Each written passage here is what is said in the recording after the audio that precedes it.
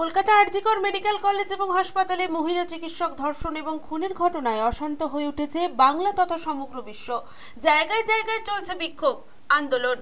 সাধারণ মানুষ থেকে শুরু করে চিকিৎসক, আইনজীবী সকলেই বিক্ষোভ দেখাচ্ছেন।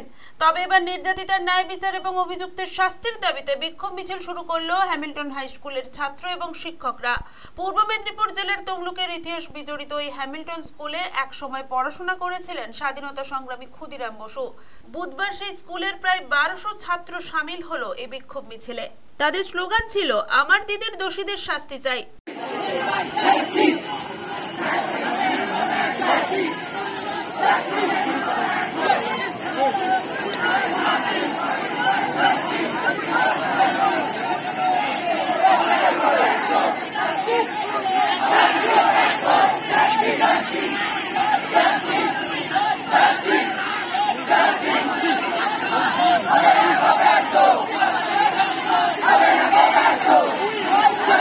খুব ভালো লাগছে আজকে প্রতিবাদ করতে পেরে। আমাদের সবাই ছাত্র, শিক্ষক, শিক্ষিকা সবাই এগিয়ে এসছেন যে আরজিকরের এরকম একটা মর্মান্তিক হত্যাকাণ্ডে আমরা সবাই ব্যথিত এবং গোটা রাজ্যবাসী ব্যথিত, এবং যার জন্য আমরা সঠিক বিচারের আশায় আছি, যাতে এই বিচার সঠিকভাবে পথে এগাতে পারে। তার আত্মার স্মৃতির উদ্দেশ্যে যেন সমস্ত ডাক্তাররা ভালো কাজে ঝাঁপিয়ে পড়েন, এবং তার জন্য আমরা আমরা এই রাস্তায় নেমেছি এবং এই রাস্তায় সঠিক বিচারের আশায় আমরা সিবিআই দিয়ে তাড়াতাড়ি যাতে তদন্ত করে সঠিক বিচারে সঠিক অপরাধীদের শাস্তি যাতে হয়, তার জন্য আমরা চেষ্টা করব।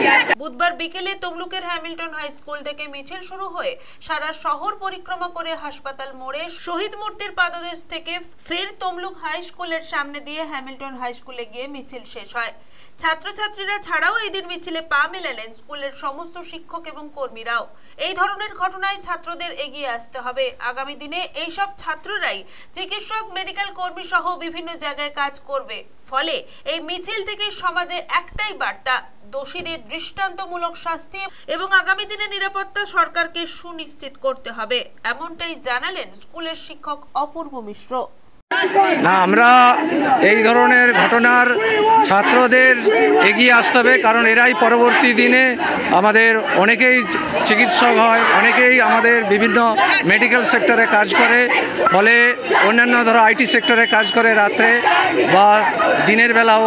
ফলে আমাদের বিশেষ করে ছাত্র, শিক্ষক, শিক্ষা প্রতিষ্ঠানকে এই বার্তা আমরা দিতে চাই সমাজের কাছে যে জঘন্য হত্যাকাণ্ডের দৃষ্টান্তমূলক আমরা শাস্তি, সাথে সাথে ভবিষ্যতে যেন এদের নিরাপত্তা যেন সরকার সুনিশ্চিত করে, আর দ্রুত আমরা প্রকৃত অপরাধী দ্রুত সিবিআই চিহ্নিত করুক। অনেক দিন হয়ে গেল আমাদের মধ্যে একটা হতাশা তৈরি হচ্ছে, যাতে এই হতাশাটা না আসে, তাই দ্রুত যেন অপরাধীরা শাস্তি পায়। ব্যুরো রিপোর্ট, খবর BCBS।